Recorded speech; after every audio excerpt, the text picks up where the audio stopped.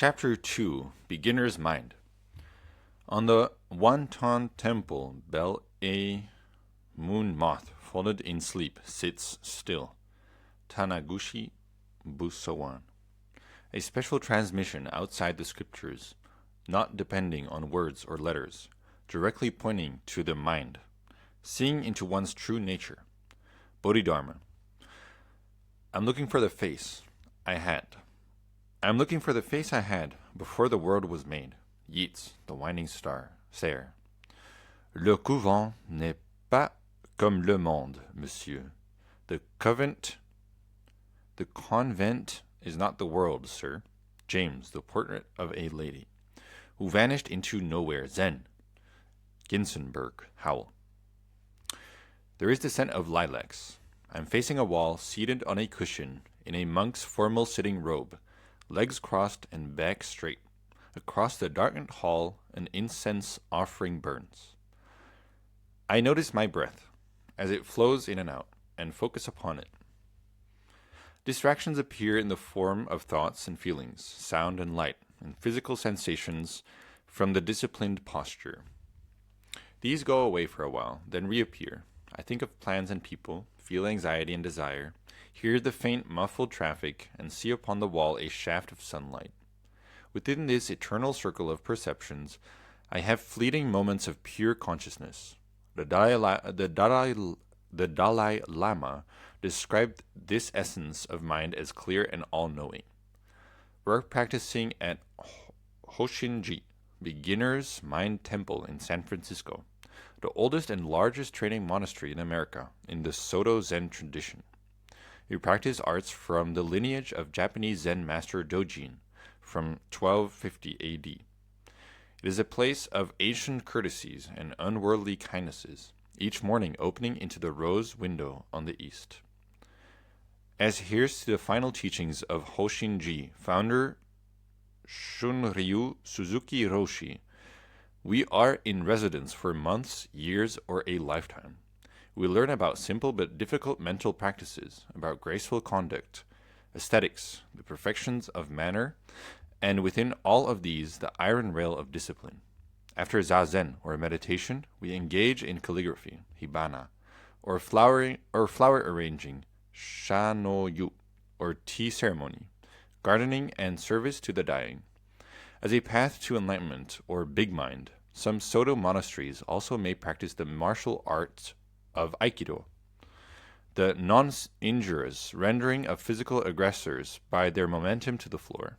The soft, elegant litanies of Hoshinji are merciless as diamond. Indistinguishable from one another, 50 Zen priests, monks, nuns, and students sit side by side, facing the wall in the zendo, or meditation hall, a rectangular room in the 16th century style with a hand-polished wooden floor and elevated areas for sitting meditation.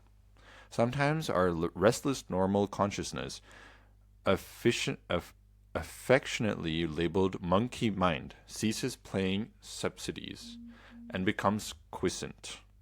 We occasionally gain glimpses of no mind, the space between thoughts. It is completely silent and just before dawn.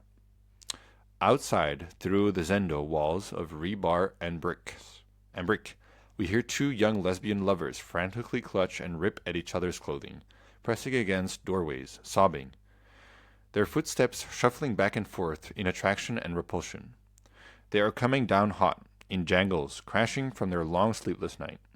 They yearn at loss and gain, the fear of surrender, the tantalizing promise of new couplings.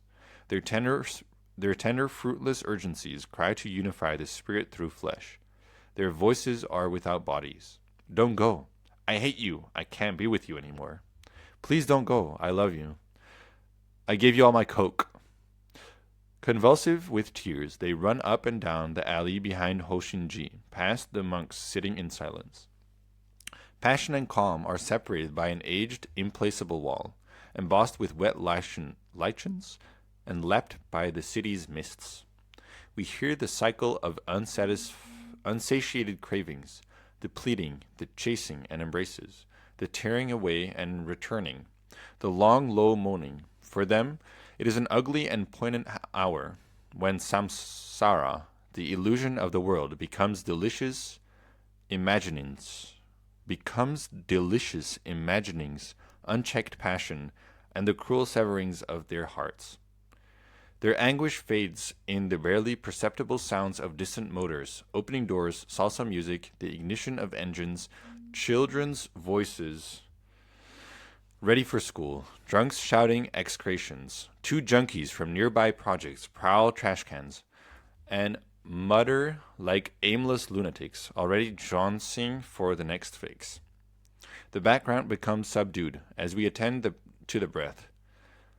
It is quiet once again. There remains only whistles of swifts, as if from abbey walls, and the smell of rain-shining streets. No one moves, not a word is uttered.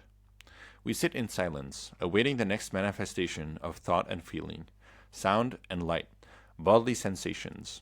Before it is lost on the outbreath, a haiku by Zen poet Basho arises. Below the autumn tempest rages, while above the sky is motionless. A bell is struck softly. The sitting period is ended. We turn on our cushions, gather our flowing robes, and stand simultaneously with eyes lowered, hands folded one upon the other. As the bell rings again, we turn left together. From the zendo in a single file, we slowly walk away. I have entered this world by begging admission the same day as released from prison. Captive for a misunderstanding about laboratory equipment, one had been consigned to a hellhole of lethargic suffering. By this different confinement of monastic practice, I seek healing and purification, a cloistering from endless brutality. For 1,000 years, supplicants meditated by temple gates for weeks, until their earnestness was recognized by passing monks. My years of isolated meditation, in the midst of knives and blood, may be apparent. Possessing only the second-hand clothes I wear, remnants from a cardboard box that day, I ask for refuge, and am given shelter. The howling violence, the ferocity of oppression is gone now. My body is lean and tight from relentless exercise beneath rows of razor wire in nameless, lonely yards. Monasteries someday are places for desperate people. Some say. I begin to walk. These halls, past perfectly placed lilies, minimalist arts, sculptures, and paintings, where each of us bows in passing with hands pressed near the heart in prayer, or gasho, contemplative mindfulness reigns. Such frequent bowing, traditional among Japanese and highly cultivated in Zen practice, is explained to Westerners as lowering the mast of the ego, so that others can be seen more clearly. The slightest loudness, anger, or vulgarity is seized upon and extinguished through examination and insight. With each step, I thank the good Lord that Buddhists do not recognize, or the spirit that is the mystery, or the essence of mind for this blessing, this teaching. Late at night, I sometimes wander alone in the empty, silent halls, freedom's shadows, emptying and splashing, and see through the tall windows under a clear sky the high riding moon. Yet the monastery is proving far more demanding than gun towers. I slowly am making progress in not being an unruly creature, unconscious of these graceful steely arts, as we practice before first light, always returning to the pool of silence. A tall, gaunt priest one day announces in a deep, true voice a haiku to help us cultivate speech and mind. Rhinoceros, crashing through the underbush, becomes white deer in the moonlight. I have stumbled directly into Rohatsu Sesshin, the winter 7-day silent period that even for monks with 30 years of practice is a rigorous, even grueling continuous meditation. It is broken only by highly formal meals, or oryoki, and walking meditation, or kinhin. This stringent, scrupulously detailed practice involves such absolute attention that I become a prisoner again, not of the gross, but of the subtle. A few of the new students physically shake during meditation, as random powerful images manifest. Others, relaxing deeply for the first time, repress old memories in silent tears. Some may flee rather than continue to look inside. The monks consider these first phenomena as distractions by an ego less than eager to observe itself. Occurring not infrequently among beginners, they are called makyo. A single small window, high up on the wall, opens to the edge of a pale and bloodless late moon.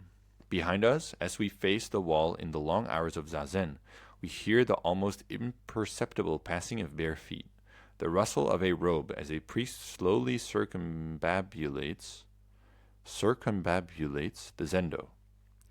A phantom, he carries a long wooden awakening stick, the kiyosaku. He stops to administer it upon the shoulders of backs of students whose posture is flagging. My form is perfect, but not perfect enough. Courteous unto death, he bows. Then he strikes me. At the startling impact, my spine elongates, the thrill of alertness, heightening awareness, until the flames of bodily sensation are recognized. They pass away like the many worlds that come and go. After a moment, there is neither pain nor pleasure. At the end of morning zazen, before an identical afternoon and evening, a priest rings a bell for the ritual service of oryoki. We do not ramble to the dining room, but bow to the wall, turn together on our cushions, then produce our oryoki set. Facing each other now, with eyes lowered, hands in prayer, we all bow again in a single hush of robes. With a square white cloth tied twice at the diagonals are a white ceramic bowl, a wooden spoon, a pair of chopsticks, and 3 nested lacquered bowls. All are arranged with a certain perfection. Still in zazen posture, legs crossed, we open the cloth and place each item upon it in the prescribed order. Chopsticks in the wrong direction or not parallel is a flaw in the oryoki practice, as is the small lacquered bowl placed to the left rather than to the right, or the cloth not tied properly. We are training, not to be obsessive, but to be mindful of small things. We each lay out the oryoki set as silently as possible, then wait until the last of the 50 persons is done. We all bow as one. The ino, head of zendo practice, claps 2 blocks of wood together to signal several servers in robes queued by the zendo doorway. Each server carrying a single large bowl of rice, vegetables, tofu, or sliced fruits, appears in a silent row. The food is the most pure and adequate. There is no feeling of renunciative philosophy, of being lost in the desert, purging guilt on a diet of locusts and wild honey.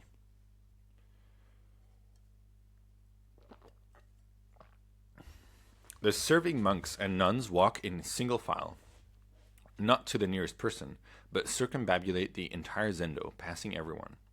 They arrive to stand before the first recipient, who is holding her hands in prayer. Both bow to each other.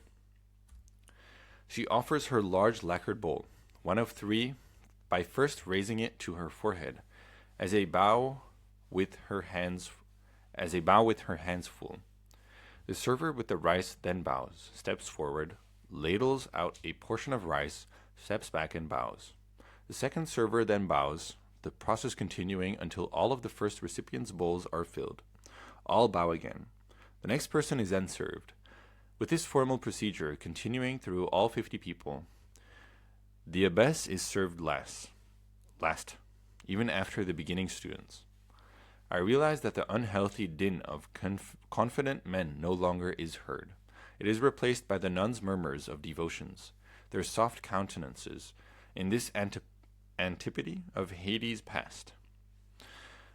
A formal oryoki service may require a half hour or more. Not a word is spoken. No one moves other than to bow. The ino, seeing everyone served, strikes a bell for the meal prayer, or gata. We chant in part in honor of those who grow and bring food. We should know how it comes to us, desiring the natural order of mind. We should be free from greed, hate, and delusion. The bell rings, and we begin to eat our rice thoughtfully, drink our miso soup, and consume slowly the mixed fruits in a small lacquered bowl. We taste each flavor, feel each texture. I reflect on the almost 2,000 days in the madness of prison chow halls. The surly, angry lines, shuffling to receive through a porthole in a cement wall plastic trays filled with industrial byproducts. The lowest quality processed food for penal institutions, and carelessly heated in vats. A Shigella outbreaks hospitalizes 80 inmates because a worker placed feces into the food. Meals are consumed hastily as guards shout threats. Kitchen workers steal as much as possible. Tightly crowded tables are filled with murderers, addicts, the dysfunctional and crazed, the clearly evil. Dark countenances drain the smile from any face. But all that is gone now, and I dare lift my eyes slightly for the briefest of moments to see these many people practicing this ancient art. I now am surrounded by children of light. Remembering to return to the breath, and at this moment to the oryoki service, I pick up the last grain of rice with chopsticks, for these portions are just enough to sustain practice. Each person wipes their bowl with a sliver of daikon, pickled radish, then eats the daikon. The ino, seeing everyone has finished, claps the blocks, and the servers reappear with pitchers of hot water, repeating the bowing procedure one by one, with each person swirling the hot water in their bowls, drinking the water, then drying the bowl with the oryoki cloth. Through the high small window, the buttery dawn of light is now a pastoral blue. A whipping rain has ceased. The thin rays of the sun touch the ceiling. The first of 3 daily oryoki meals is finished. The bowls are nested, the cloths tied in the formal manner. We as one place the oryoki sets next to the wall and the right of our zafus, or sitting cushions. The time of cages, of beggared friendships and destroyed love are no more. A bell sounds to begin the all-day meditation in the first of 7 silent days. We bow. This refined and gracious service, the simplest of meals, and all other ancient forms of hoshinji are conducted with the same perfection and reverence. About this practice, performed as if each of us were a sacrament, one can never forget. Suddenly I see tattooed faces in prison yards, hear the screaming, feel the cruelty of feedlots, the black hole of a human abattoir. I wake to see only the nuns' luminous faces.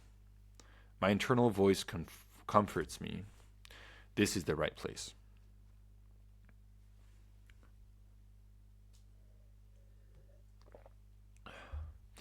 On the 7th and last day of Rohatsu Sesshin, the pre-dawn quietude, the esteemed abbess of Hoshinji glides in her robe behind those meditating, and without a word touches a monk or student on the shoulder. This is the summoning to Dohatsu, a private interview with the abbess, to discuss difficulties we may be having with the practice. At the touch of the abbess, I arise and follow her to the Dohatsu room, eyes lowered. I can see only the swaying hem of her robe. For 30 years, she has taught the 13th century art of sewing traditional monks' robes, the rakasu, or little robe, and the okesa, the fine priest's robe. Each requires thousands of hand-sewn stitches in a manner defined for 700 years. With each stitch, the words Namu Ki Butsu, the name of Buddha, the first teacher of this way, are softly intoned. Walking 3 stories up the narrow hallways to the Dohatsu room, she enters and closes the door. I wait outside, as is the custom. On either side of the door, we settle for a while. I with knees folded and sitting on my heels in seiza, the alternative pose to the legs crossed posture of zazen. After some moments, she strikes a bell lightly. I rise, enter, bow, and sit before her in seiza. I bow to her 3 times. She returns the bows. She is the gold, gray, and brown robes of a She is in the gold, gray, and brown robes of a Roshi, a direct descendant in the lineage of the first teachers, and one to whom Inca, the seal of illumination, has been transmitted. Her hair is white, shaved almost to her scalp. She sits erect, balanced, intelligent, compassionate. One feels as though one is being diagnosed by a master physician for the malady with no name. We sit in the silence of mutual regard. I try not to waver, for there is no place to hide. We talk for a while before the essential questions. How long will you remain? She inquires. Until I am married or accepted to graduate school, I propose, balanced on the gate to a new world. Our practice is very rigorous, some say, very difficult. Will you be able to manage it? My cumbersome efforts in the Zendo are clear to her. New students are obvious, restless, distracted. Confusion and irreverence are like a rock thrown in a pool of moonlight. I have come from a world of men, where for 5 years every hour of the day was highly structured. Awakening, meals, working, sleeping. Not unlike here, but less peaceful. I do not describe the white scar of memory, the iron parallelogram in which part of me remains forever. She does not inquire further. From her discretion, I feel she knows. Your occupation? My research interests are in medicinal chemistry, I respond, avoiding memory's spiritual precipice. I too was a chemist at the University of California at Berkeley before studying Zen. She explains that she is from Alabama, as a girl, and has 4 children. Her husband is with her in the practice. I also am from the deep south, as a youth. She will encourage the tenzo, the head cook, to include biscuits now and then in the mornings. We smile. Why don't we try it for a while, she says. She gently rings the summoning bell. I bow, she returns the bow, and I leave. Bowing a final time at the door, I close it in the way monks enter and leave rooms by turning the handle and seating the door soundlessly. Assigned to a lay monk's bare cell, I must move from my comfortable visitor's accommodations. From this moment, I truly enter the monastery for the first time, not as an observer, but as a member of this exquisitely rare community, where every small action, sitting, standing, walking, sleeping, speaking, must be conducted with mindfulness.